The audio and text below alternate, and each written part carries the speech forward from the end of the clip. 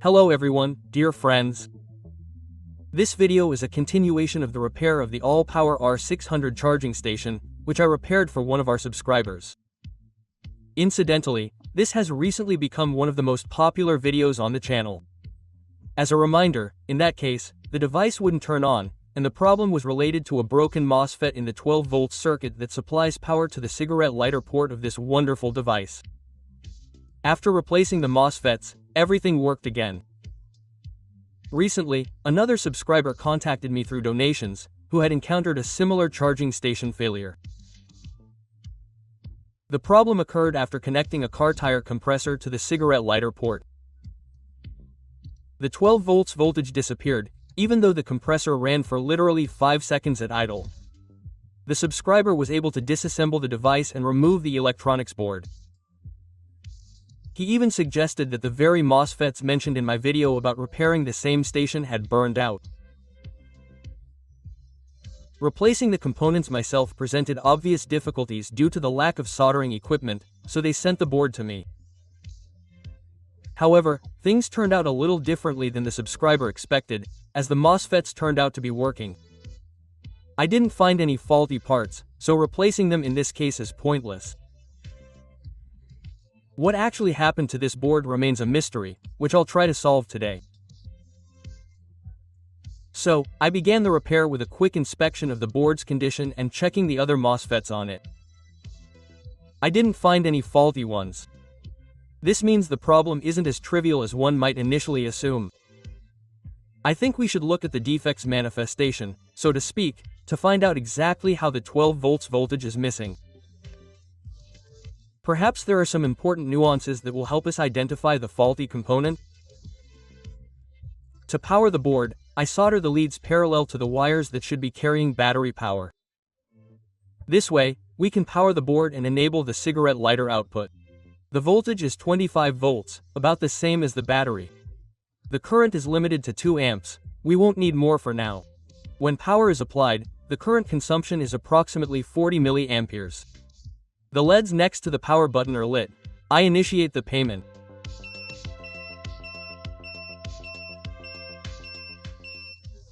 A beep sounds, apparently because the other components that should be connected to the board are missing. At a minimum, the fan should be connected. Without it, as far as I remember from the previous repair, the station operates in a limited mode.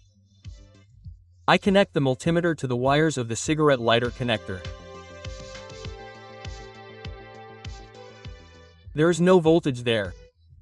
When I press the 12 volts power supply button, the required voltage does not appear on the wires.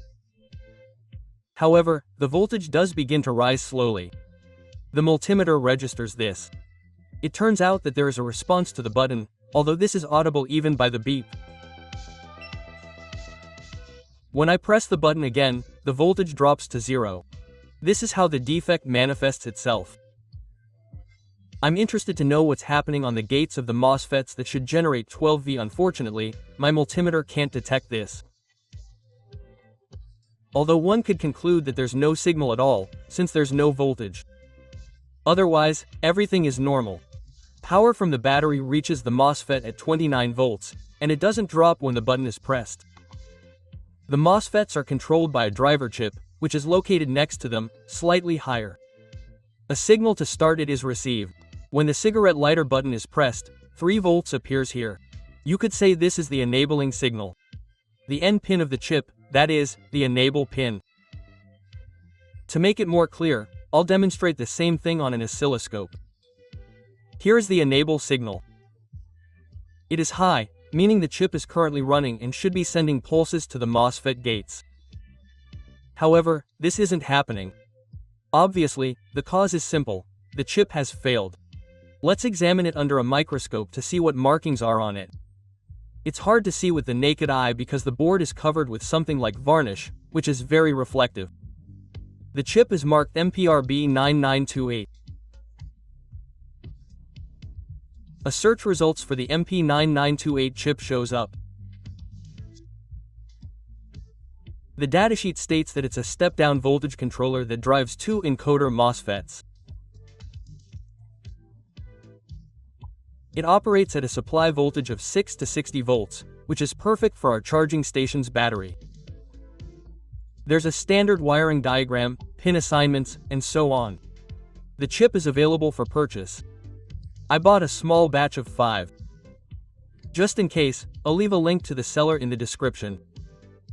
There will also be links to my tools and consumables that I use during repairs. Well, the potentially faulty component has been identified. Let's replace it. First, I tin the pins of the new chip to ensure the soldering quality is impeccable. I apply a little flux and go over all the pins with a soldering iron, which has a small amount of solder when pressed.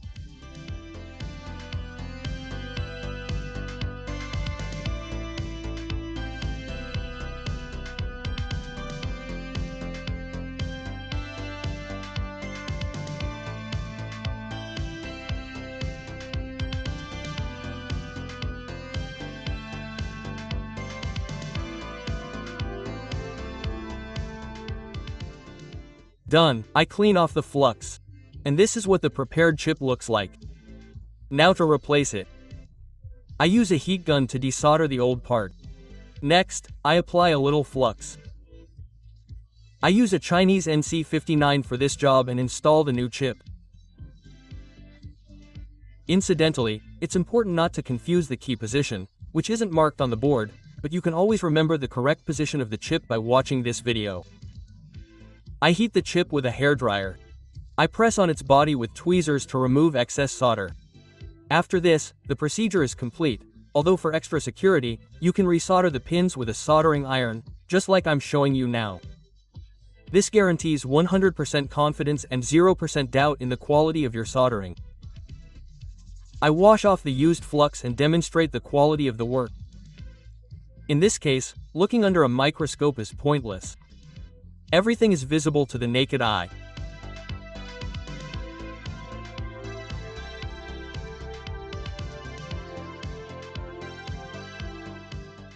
Well, let's move on to checking the board's functionality.